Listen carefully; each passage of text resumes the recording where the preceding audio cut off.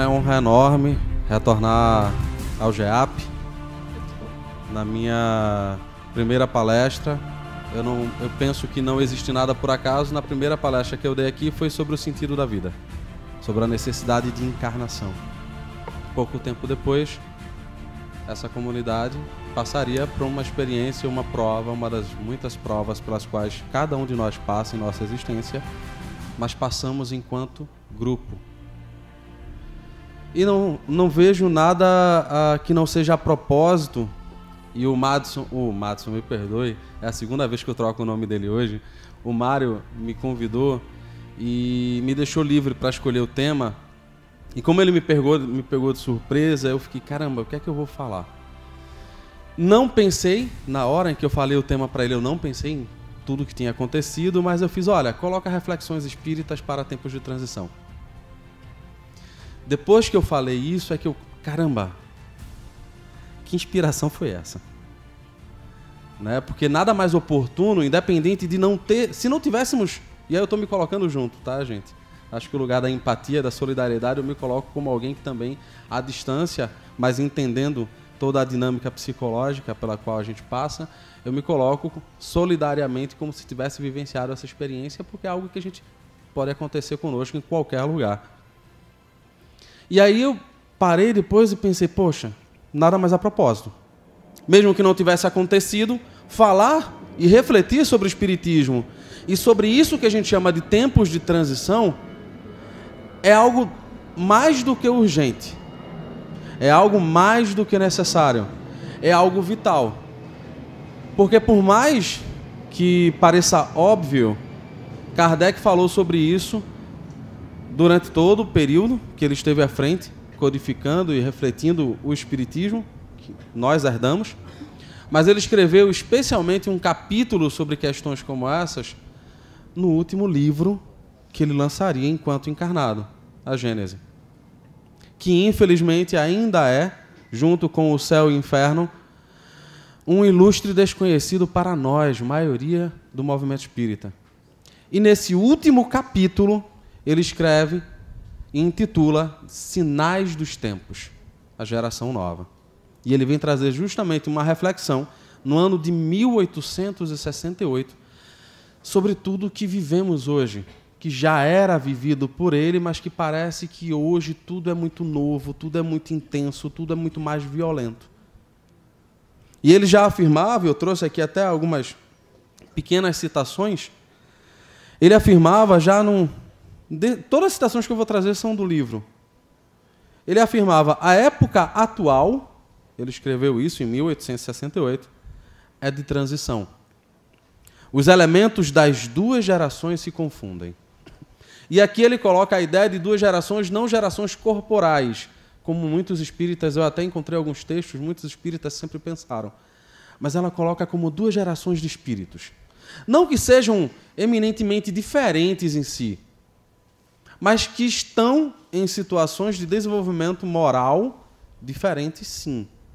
Porque no texto, Kardec deixa muito claro que a primeira, ainda fazemos parte dela, ela ainda está tão habituada com a violência que é muito difícil ela abandonar, nem que seja a omissão, que é um tipo de violência, que é um tipo de atitude voltada para o mal. Os próprios espíritos já nos conclamam, no próprio livro dos Espíritos, que não fazer o bem é em si já um mal. Não algo, claro, para a gente se desesperar, mas algo para nos fazer pensar. E a partir daí também eu comecei a pensar a importância de reflexões. Porque estamos muito acostumados a leituras de tópicos, a trabalhos sobre romances, mas parece que nós estamos abandonando aos poucos, principalmente a partir do momento que transformamos o Espiritismo numa religião, abandonamos a capacidade de pensar o Espiritismo. Não que sejamos incapazes, nenhum de nós, todos somos. Nem quem fala aqui é melhor do que ninguém. Mas parece que a gente vai vivendo o Espiritismo sem pensar de fato no que a gente está fazendo. Uma vez, em algumas palestras eu já falei isso, não sei se eu falei na minha última vinda, na minha primeira, e também agora eu já posso dizer a última vinda, que eu li uma vez um texto de uma palestrante espírita chamada Rosemary Kiss, onde ela falava de um centro espírita que tinha uma frequência média mensal de 1.800 a 3.000 pessoas. E ela pensava como esse centro, que tinha uma frequência, que é uma frequência considerável, porque você ter por mês mais de 3.000 pessoas, assim, não são poucas as pessoas. Que também se desenvolvia trabalhos de assistência social dentro dessa casa, trabalho de gestantes, era um deles. E ela trazia nesse texto uma reflexão, e eu não sei nem se ele ainda está disponível na internet, esse texto. Eu estou citando porque eu li ele algumas vezes na época, e depois acabei não tomando mais contato. Eu salvei num dos HDs que eu já tive, e também o HD morreu, e acabei não conseguindo recuperar. Mas ela dizia, como pode um centro com essa frequência, como pode um centro que trabalha no social não pensar no mal que muitas vezes ele está fazendo ao ter dentro das suas dependências 3 gerações de uma mesma família sem que tivessem saído do lugar. Dar cesta básica para 3 gerações de uma mesma família. E ninguém mudou um tio. Continua na mesma leviandade, continua no mesmo comportamento. E nós, na ilusão de que estamos fazendo um enorme bem.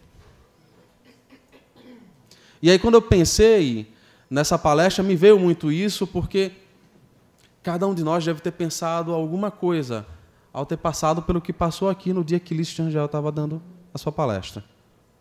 Cada um de nós guardou na memória, da sua maneira, tudo que sentiu, mesmo que não estivesse aqui naquela noite.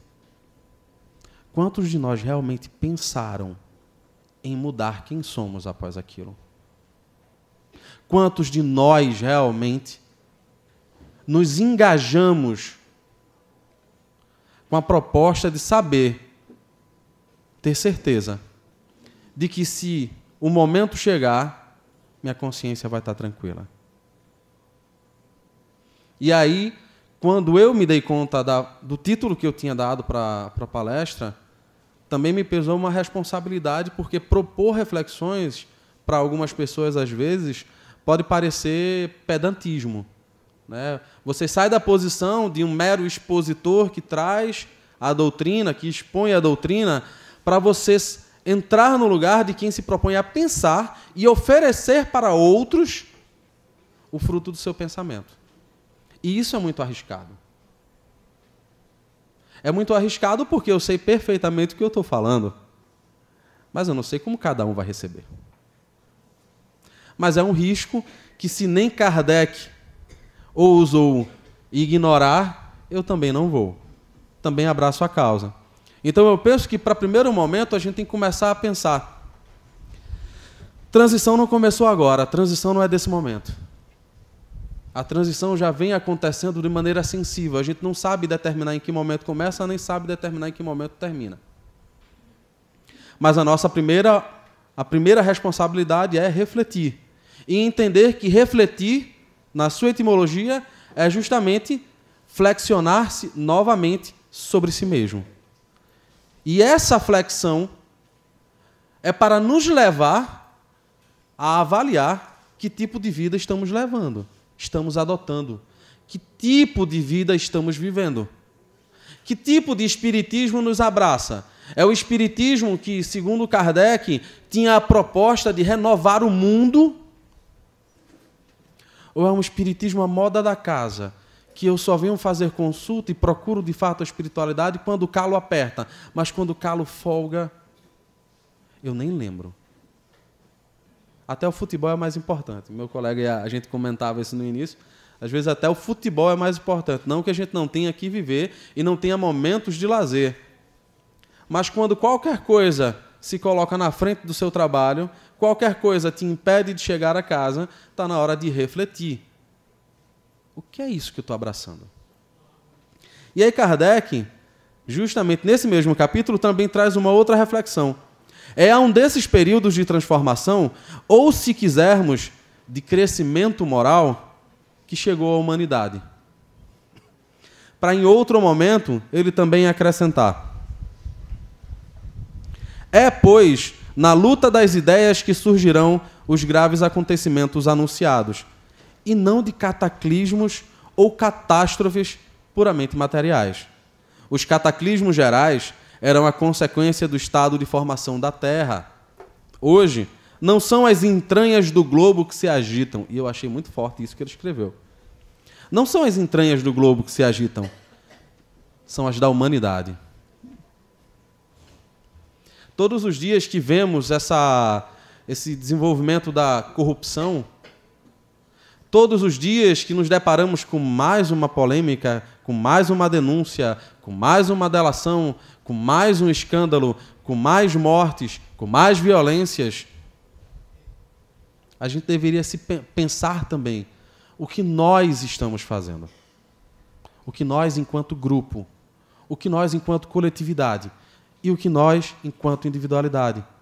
Como cada um está entendendo o Espiritismo e vivendo ele na prática.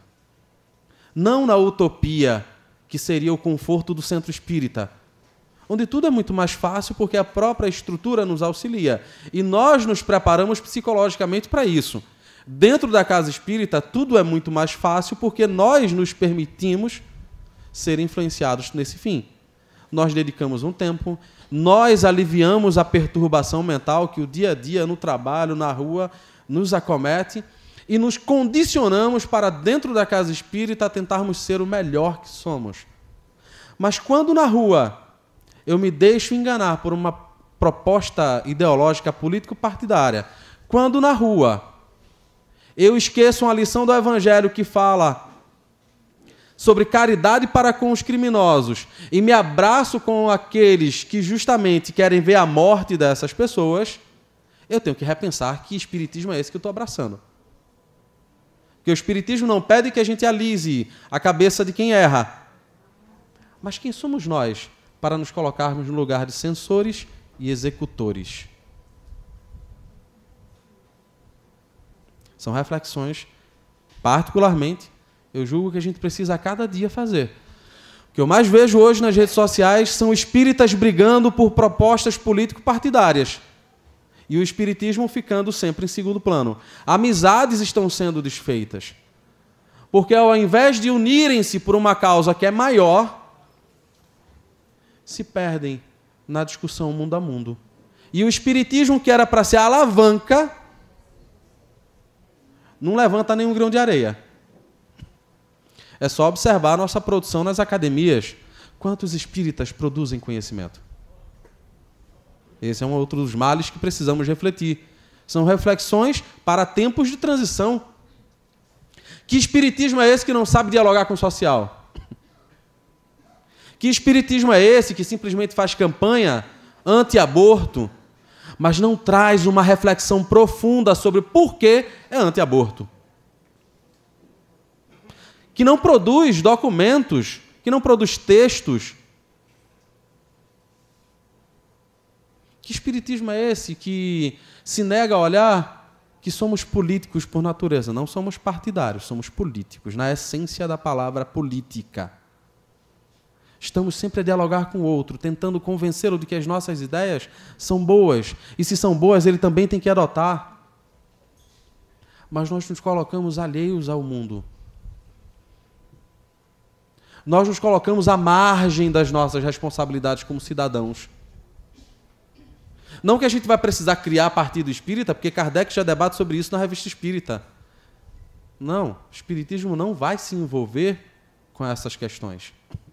Mas como diria Herculano Pires, é função do espiritismo, sim, formar homens de bem que vão atuar e levar condutas éticas para a política.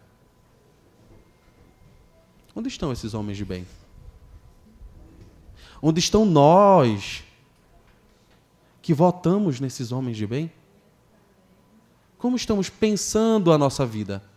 Como estamos pensando as nossas questões? Quando nos deixamos levar por pensamentos pessimistas e nos tornamos reféns das redes sociais, por exemplo, viciados no celular, viciados no Facebook. Não que a rede social não seja importante, mas viciados, dependentes. Não conseguimos mais ler hoje, é um problema nas universidades e nas escolas. Os jovens não conseguem ler livros. Mas não porque não existam mais livros bons, mas porque o limiar de paciência e de tolerância deles não ultrapassa, às vezes, 10 minutos de leitura. Então ele se habitua a ler textos de 150 caracteres e normalmente nunca consegue ler um livro de 70 páginas. E quando lê, não consegue dissertar sobre o que leu. O que é que eu entendi? E esses jovens depois se transformam em adultos. E esses adultos estão onde nós estamos, em todas as esferas da humanidade. Na faculdade, na escola, na igreja, no centro espírita, trabalhando como pedagogo, como psicólogo, como médico, como advogado. Como é que ele vai pensar a atuação dele? Como é que ele vai pensar como o Espiritismo vai permitir que ele seja sempre ético? Por mais que todo mundo diga que ele é bobo ao fazer isso. Se a gente não está parando para pensar o Espiritismo. Se a cada dia que passa, a quantidade de romances espíritas se torna a leitura mais comum e mais habitual do que a própria obra que Kardec passou 15 anos produzindo para nos deixar como herança. Se nós muitas vezes preferimos a facilidade de sugerir a leitura do Evangelho sem perceber que estamos caindo numa cilada. Sem pensar, vou ler o Evangelho. Ok, em que tradução? De qual das editoras? Será que foi bem traduzido? Será que corresponde de fato às ideias do Cristo? E eu estou preparado para entendê-las sem intermediário? Eu consigo discutir essas ideias com alguém?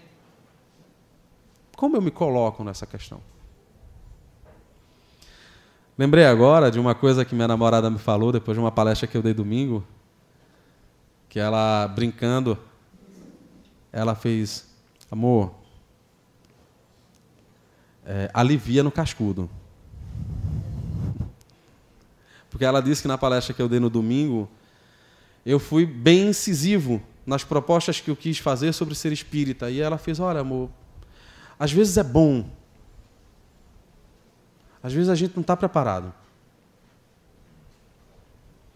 E aí eu disse: claro, eu vou tentar, meu amor. Faz parte de mim ser questionador. E eu espero que a tolerância de vocês, a fraternidade, a solidariedade, o amor fraterno mesmo esteja nesse momento. Se em algum momento algum de vocês se sentir um pouco incomodado com algum posicionamento que eu traga, não é minha intenção, mas a minha intenção corresponder de fato à intuição que eu tive na hora que propus o título e a minha intenção de fato corresponder ao papel que eu decidi assumir, que é o papel de espírita. Eu não estou aqui como espiritualista, mas eu estou como espírita, como irmão.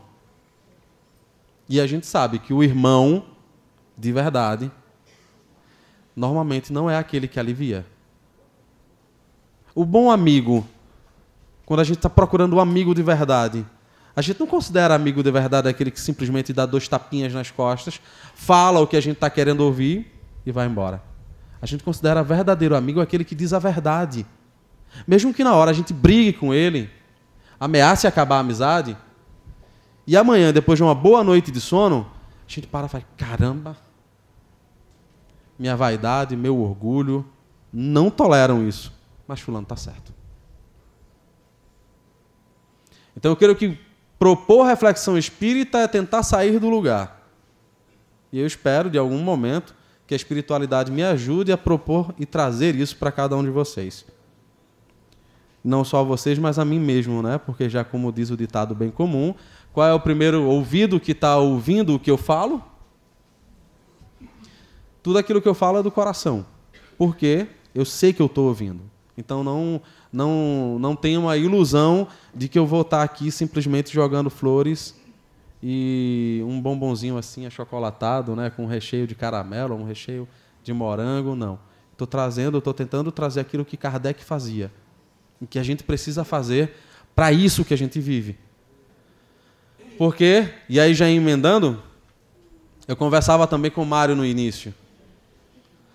Como podemos reclamar que muitas casas espíritas estão carentes de jovens? E achamos que o problema é o jovem que não sabe se adequar à casa espírita, é o jovem que não tem compromisso, mas não pensamos que tipo de pedagogia estamos utilizando na prática espírita. E me assusta encontrar em muitos centros espíritas pessoas formadas em pedagogia, ou seja, que teoricamente são as pessoas que se formam para ajudar e ensinar os outros, que não sabem aplicar nada da pedagogia dentro do espiritismo, dentro de uma casa espírita. Tem pedagogo espírita que é palestrante e não conhece Pestalozzi.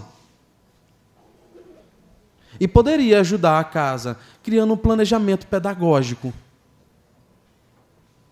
orientando as pessoas responsáveis por ministrar aulas para os jovens, cativando, inspirando. Onde estão? A maioria das casas espíritas hoje não tem jovens. Onde estamos errando? Quantos pais espíritas não dizem, não vou impor minha crença a meu filho agora, não. Vou deixar que ele cresça e decida. E esquecem de dar o mais simples e mais básico rudimento de moral ao jovem. E quando ele já está encantado com as loucuras do mundo, tentar forçar ele a vir para o centro espírita. Não, eu tenho que botar um juízo no meu filho agora. Mas você teve 15 anos para botar juízo no seu filho. Depois de 15 anos, onde você se omitiu de uma educação verdadeiramente espírita e cristã e moral, aí você quer estimular seu filho para ir para o centro? Para quê? Para ele chegar no centro e perceber que aquilo que você quer que ele seja obrigado a aceitar, nem você vive?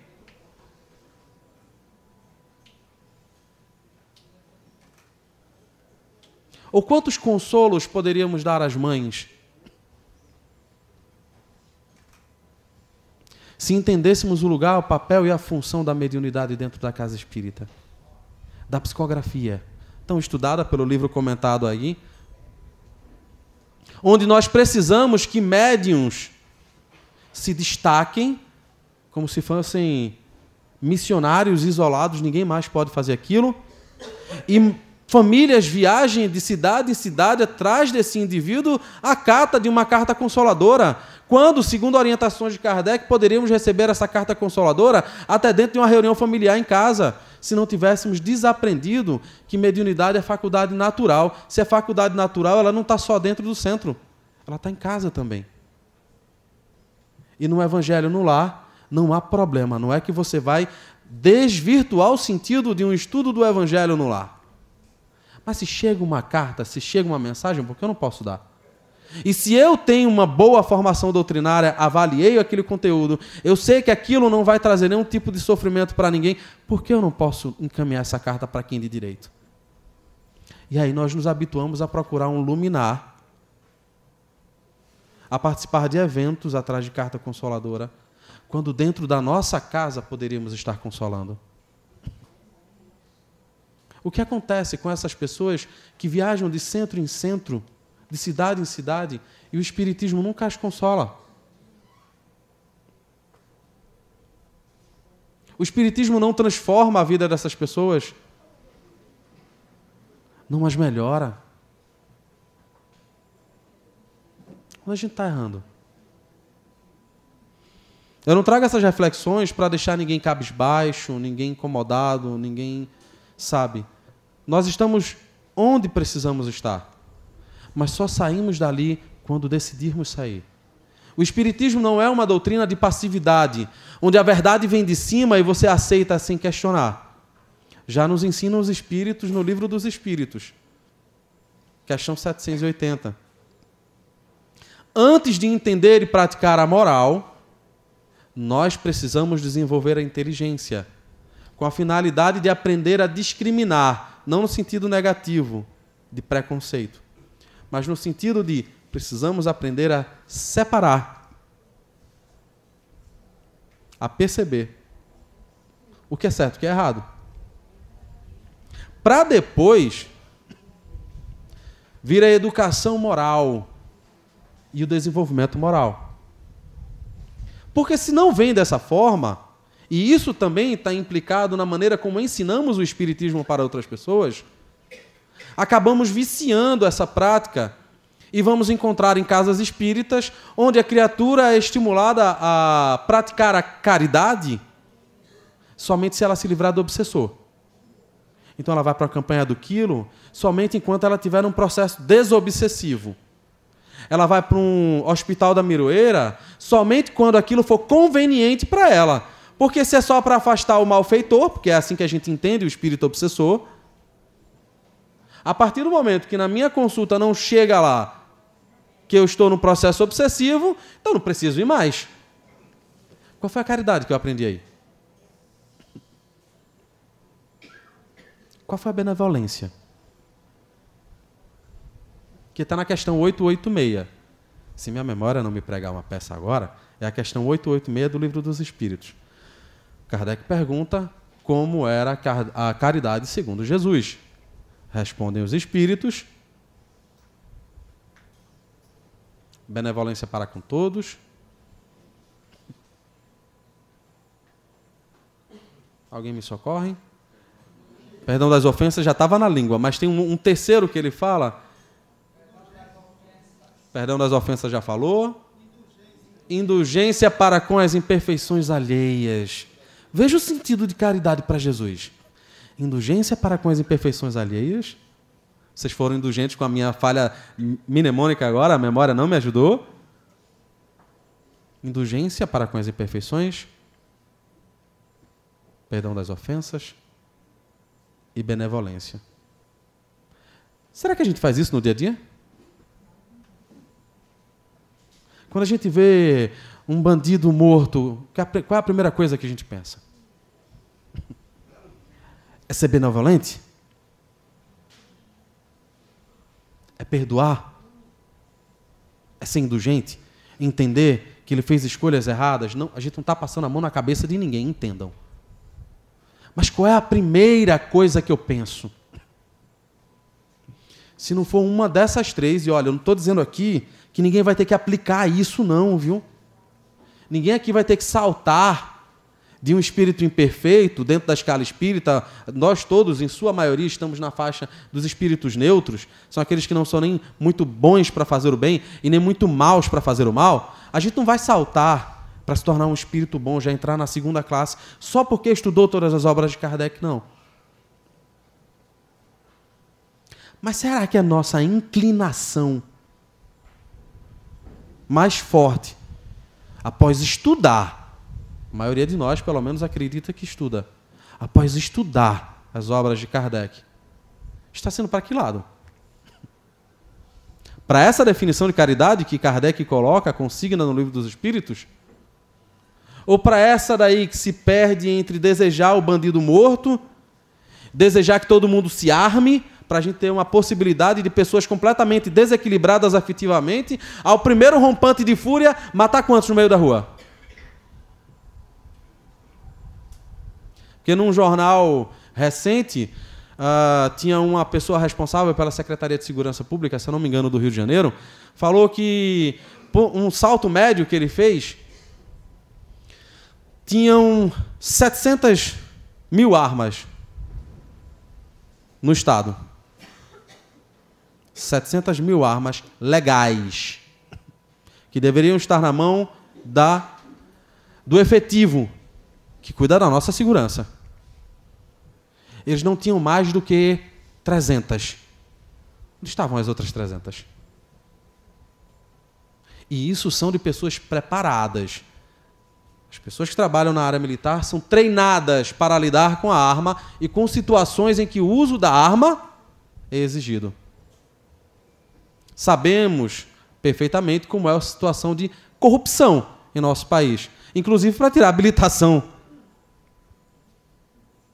Né? A quantidade de casos em que você pega aí escolas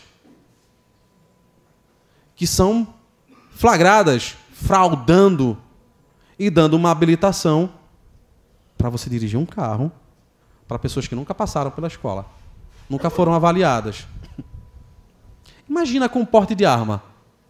Quantas pessoas não conseguiriam pagar para ter direito a um posse, mesmo que a avaliação psicológica dissesse que essa pessoa é instável e ela não é seguro deixar uma arma na mão dela?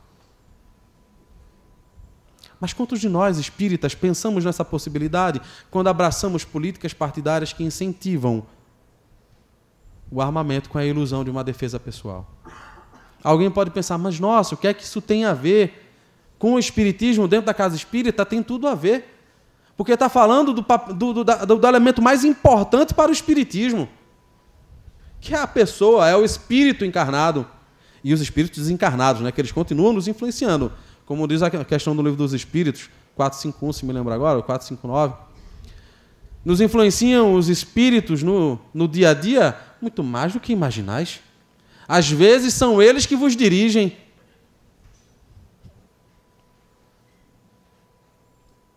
Então, se a maioria de nós, encarnado e também desencarnado, não ultrapassa a faixa do espírito neutro, não vamos nos iludir de que os espíritos que estão do outro lado são espíritos sempre bons e que vão sempre nos induzir ao bem. E aí nos leva a pensar, que reflexão eu estou fazendo sobre o espiritismo? Sobre o que eu desejo no espiritismo. Já ouvi gente dizer, alguns anos após estar na casa espírita, que estava se afastando do movimento espírita porque o espiritismo não tinha dado para ele o que ele desejava: trocar de carro. Mas tem pessoas que frequentam a casa espírita tentando arrumar o próximo parceiro conjugal. E ficam com raiva quando não conseguem encontrar. Mas fulano conseguiu e eu não. O que é que fulano tem que eu não tenho? Fulano está namorando, pai, não chegou, não tem nem 6 meses na casa espírita, já arrumou uma namorada. Eu estou aqui há 7 anos trabalhando todo dia, de domingo a domingo, e não aparece ninguém para mim. Que espiritismo é essa que essa pessoa está estudando? Que ela acha que está vivendo? E quando passa por experiências traumáticas, que espiritismo é esse que é o primeiro a ser abandonado por qualquer outra possibilidade de consolação? Vou buscar em qualquer outro lugar aquilo que a casa espírita não me deu. E deveria se perguntar, o que é que eu realmente estou buscando? Melhorar? Trocar o celular? Encontrar colegas para debater filosofia existencialista? Participar da AME, Associação Médica Espírita? Ser reconhecido como um bom palestrante? Eu entendi o objetivo do espiritismo, que está lá numa obra. O espiritismo é sua mais simples expressão. Kardec define o espiritismo, o objetivo do espiritismo: o desenvolvimento moral e intelectual da humanidade. Será que eu entendi o que é isso? Será que eu ultrapassei esse limiar que me impede de ler mais de 5 páginas? Será que eu realmente abri o meu coração para a mensagem consoladora dele? Ou eu estou querendo que ele faça o meu gosto e não me disponho à sua mensagem? Não entendo o seu sentido. Não entendo o meu papel na humanidade.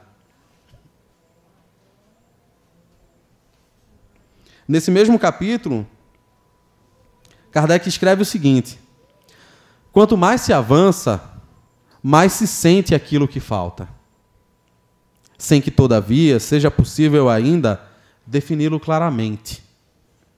Cada um de nós sabe o que sentiu até chegar aqui, né? Às vezes sentia um incômodo com uma religião que adotava, às vezes não se encaixava em nada, vai para a faculdade, vê as filosofias da vida, também não se encaixa em nada, e você diz, caramba, tem que ter alguma coisa que me satisfaça. Tem alguma coisa que me dê, sabe, aquela intuição de que eu estou no caminho certo. Eu ainda não entendi nada, mas eu sei que eu estou no caminho certo. É o efeito do trabalho íntimo que se opera visando a regeneração. Kardec já falando em regeneração em 1858. As pessoas têm desejos, aspirações, que são como o pressentimento de um estado melhor. Cada um de nós busca isso. Cada um de nós sente. Está aqui, agora, à noite. Podia estar fazendo qualquer outra coisa, mas está aqui. Às vezes não entende por que está. Porque sente no íntimo aquela obrigação. Não posso perder. Não posso estar fora. Eu estou aqui. Mas agora caberia se perguntar. Ok, para quê? Qual é o meu propósito? Em que eu posso ser útil? Isso é uma outra coisa que, por exemplo, a ideia de reflexão deve ser proposta para os dirigentes espíritas. Em muitas casas, trabalhador espírita só é nomeado assim quem faz parte do trabalho mediúnico. Quem vai para a doutrinação, quem vai ser médium de psicofonia, médium de psicografia numa reunião de desobsessão.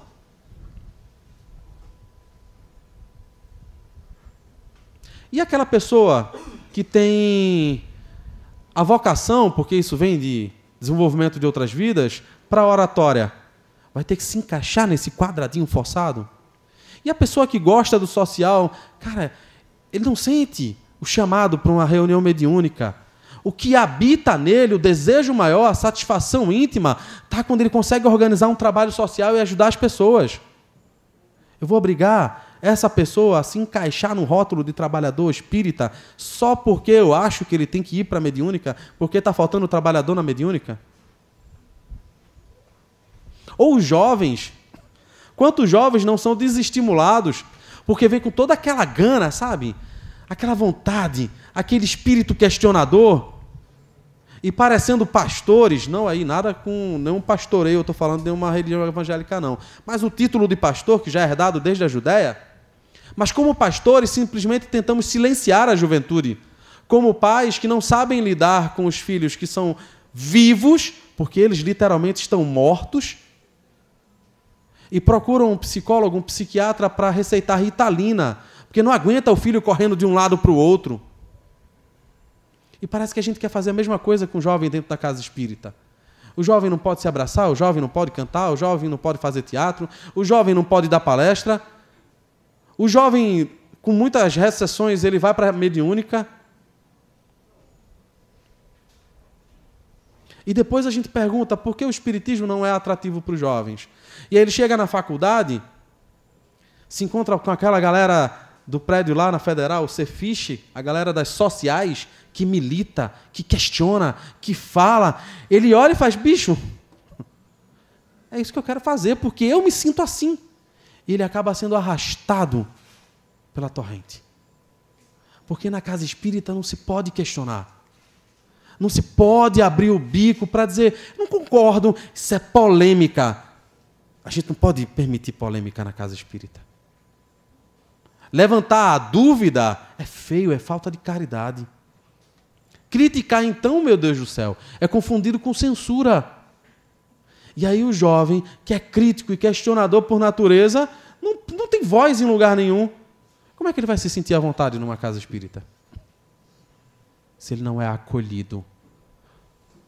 Acolhido do jeito que ele é, não é do jeito que eu quero que ele seja, mas do jeito que ele é. Porque para mim pode satisfazer um espiritismo à la religião, onde eu sento, escuto, não falo nada, bebo minha água fluidificada, tomo meu passezinho e volto para casa.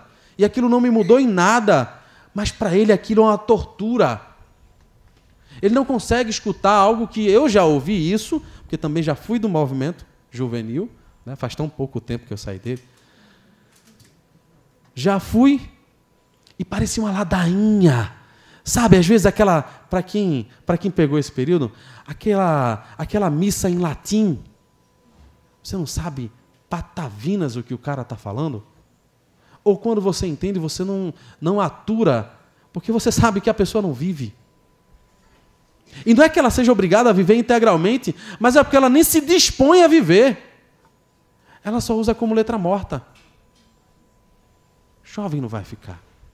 Muitos de nós não ficam. Muitos de nós peregrinam por várias casas, procurando uma que se afinize com o nosso modo de ser. E cada um de nós tem um modo. Será que já pensamos sobre isso? Já pensamos por que eu não me afinizei aqui no bairro de Piedade com uma outra casa ali na frente ou com uma outra casa lá em Candeias? Quando eu tive a possibilidade de passar por lá, claro. Se alguém já chegou aqui, já se sentiu à vontade, já ficou em casa, está ótimo. Mas se você já passou por outras casas, será que você pensou também em você, ao invés também só de olhar o outro? Ah, o outro não me agradou, a casa não me agradou, certo? Mas por que não me agradou? O que eu também estava buscando? E aí vem mais uma outra reflexão de Kardec. Quem quer que haja meditado sobre o Espiritismo e suas consequências, veja como Kardec coloca a coisa. Quem quer que haja meditado sobre o Espiritismo e suas consequências, vou dar uma pausa aqui. Quando a gente lê o Livro dos Espíritos completo, de cabo a rabo, da primeira à última folha, a gente vai encontrar nas conclusões Kardec trazendo no item 5, ele traz uma reflexão sobre como foi a receptividade para muitas pessoas só com o Livro dos Espíritos.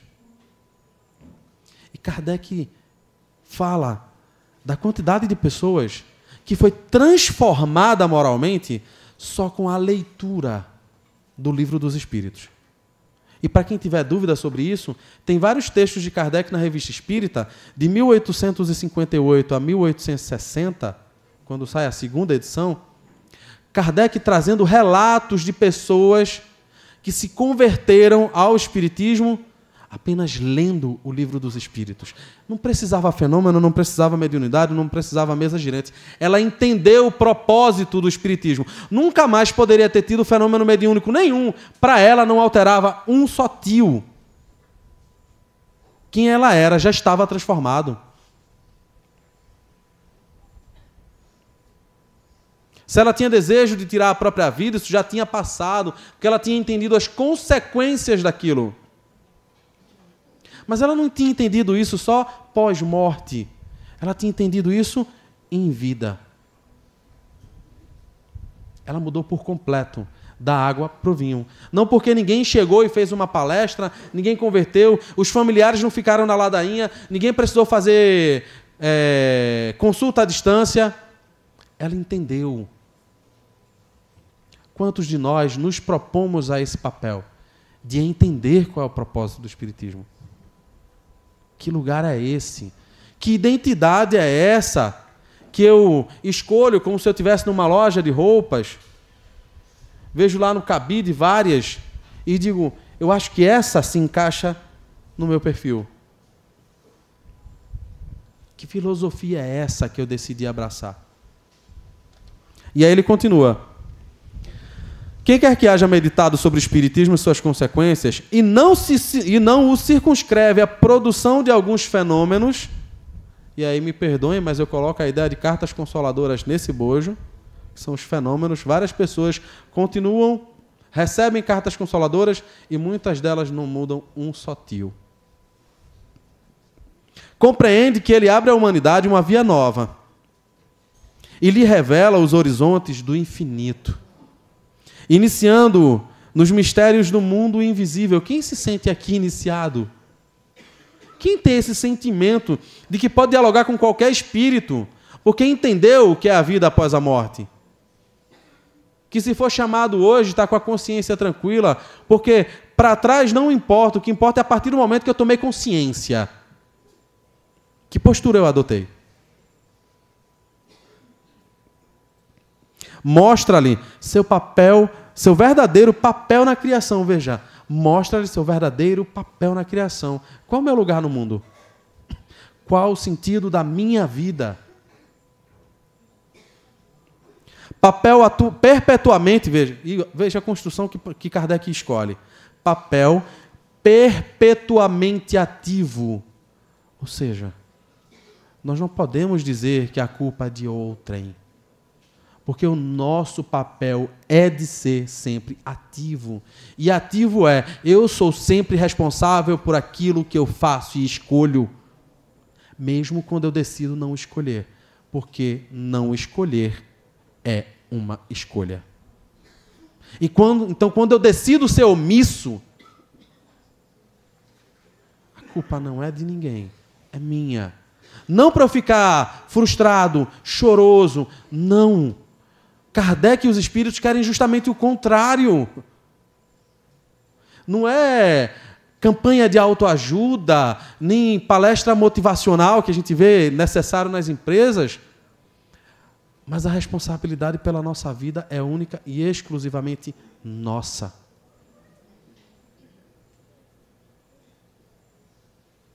Será que já abraçamos isso?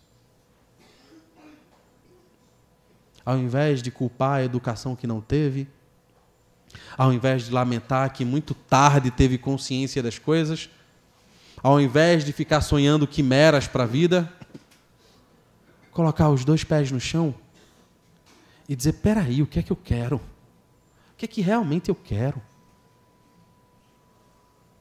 O que é que está aqui para mim?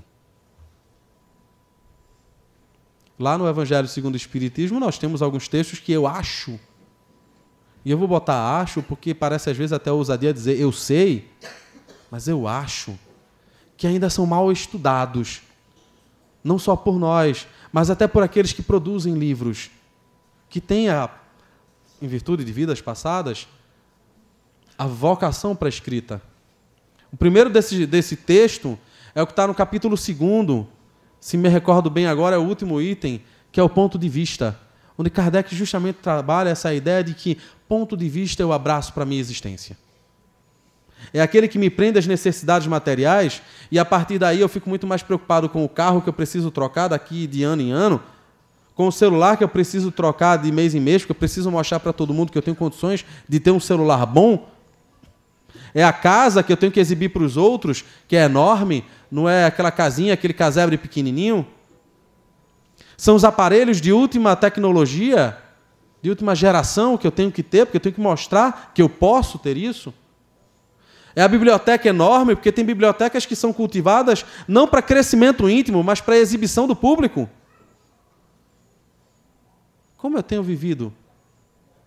Kardec coloca que isso é o ponto de vista da materialidade, que era um dos questionamentos que se fazia. Se todo mundo se tornar espírita, ai da humanidade, ninguém vai mais querer avançar, porque se a gente sabe que tem várias vidas, eu vou me acomodar. Kardec dizia justamente o contrário. Está lá no céu e inferno.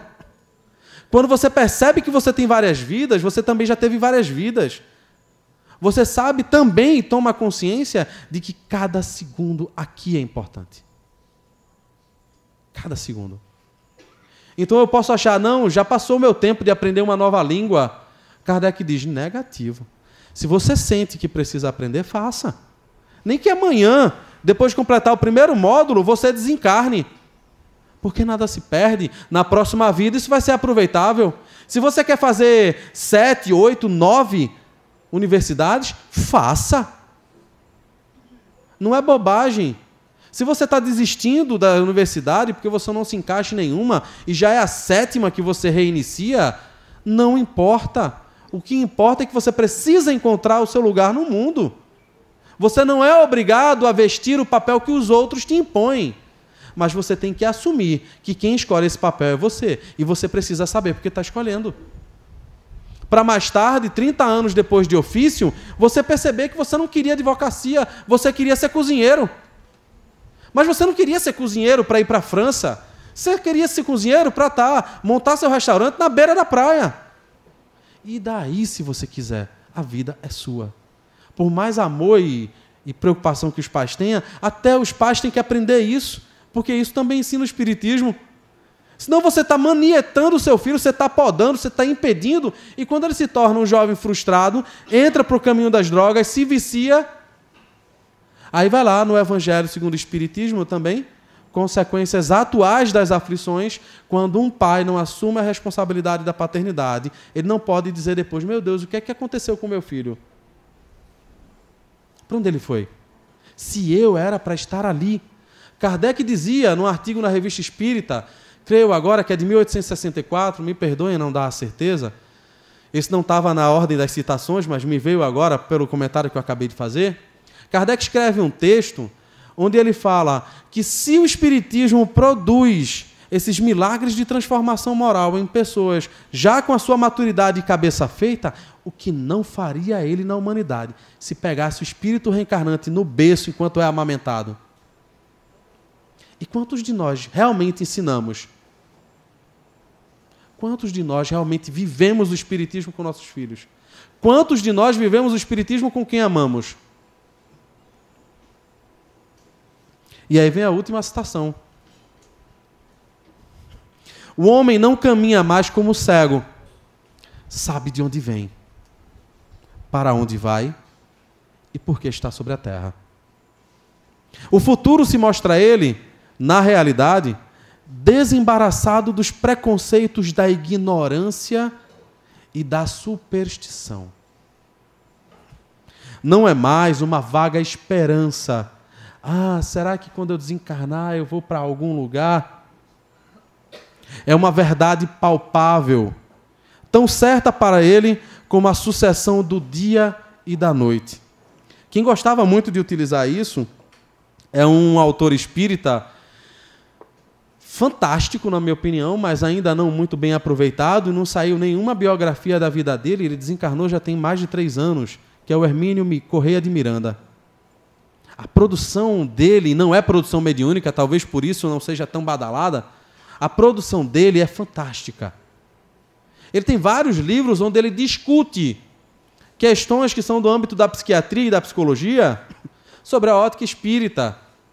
E ele coloca, e ele ainda faz, ele tem gracejos durante o texto, ele gosta de fazer um texto como se estivesse dialogando com cada um mesmo. Ele fala, olha, me perdoa se você não acredita em nada disso, mas para mim isso é uma lei natural. Então eu falo como uma realidade que é, e que você vai descobrir depois que morrer. Porque para esses, a vida é morte, não é desencarne. Não tem vida depois da vida, só tem um túmulo vazio. E o que o Hermínio e vários outros se propõem a fazer e se propuseram enquanto estavam vivos, Hermínio, o Herculano Pires, Deolindo Amorim, são os ilustres desconhecidos do nosso movimento espírita, além de Kardec. A maioria de nós nunca leu a revista espírita. Esses ousaram romper com uma tradição de passividade e pensar o espiritismo em todos os campos da humanidade, em todos os campos do saber humano. Kardec já dizia isso, já desde o Livro dos Espíritos. O espiritismo se insere e dialoga com todos os campos do saber humano. E esses que eu citei se propuseram a comprovar isso. A comprovar que a teoria espírita ela dialoga sim com todas as possibilidades de investigação humana, com todas as possibilidades de filosofia humana, com todas as possibilidades de pensar a ciência. Mas o que falta é cada um de nós assumir esse papel, que é o papel ativo. De que adianta eu ser espírita, ser psicólogo, e não saber colocar isso em diálogo? Não é que eu vou estar misturando a prática do psicólogo com a prática espírita, mas é produzir reflexões dialogando esses dois campos do saber. De que adianta eu ser médico e não produzir reflexões que ajudem a pensar sob outras óticas, com a luz do espiritismo? De que adianta eu ser advogado e não pensar sobre como eu vou criar uma lei, não que eu vou impor a reflexão espírita para todo mundo que não é espírita, dentro da norma que vai ser criada, esse dispositivo legal? Mas até que ponto temos um corpo de pessoas que também pensam as leis de acordo com a ótica espírita? Não impondo ela, mas incluindo ela na discussão. Quantos físicos, quantos sociólogos, quantos antropólogos, quantos geógrafos, quantos historiadores pensam o espiritismo, unem os campos do saber? E quantos de nós abraçamos essa proposta de renovação, que fala, no fundo e no fim, sobre a possibilidade de sermos verdadeiramente felizes, verdadeiramente amoráveis, verdadeiramente gentis para com o outro, verdadeiramente caridosos verdadeiramente humanos. Quantos de nós nos tornamos verdadeiramente humanos depois do Espiritismo? Eu acho que eu vou chegar em casa, olhar para minha namorada e dizer, olha, eu não sei se eu cumpri bem o meu papel, mas eu dei aquilo que, do fundo do meu coração, eu desejaria que me dessem no momento que eu me dispusesse a escutar alguém falando. Porque, como eu falei desde o início, muito mais do que adoçar ouvidos, isso nunca educou, isso nunca transformou. Eu prefiro muito mais aquela palavra que ensina, mesmo que a contragosto. Porque hoje eu posso me melindrar, mas amanhã, depois que eu sentar, acalmar os ânimos e colocar a cabeça no lugar, alguma coisa vai sobrar de bom. E é isso que eu desejo para todo mundo que esteve nesses momentos, breves momentos que já esgotaram. Deixo o abraço fraterno de todos que fazem a casa onde eu milito, que é o Paz, Luz e Harmonia. E deixo de coração o meu abraço fraterno, caloroso, desejando que o Espiritismo seja de fato para cada um de nós essa luz que aquece, que dá vida e que conforta. Que Deus nos abençoe hoje sempre.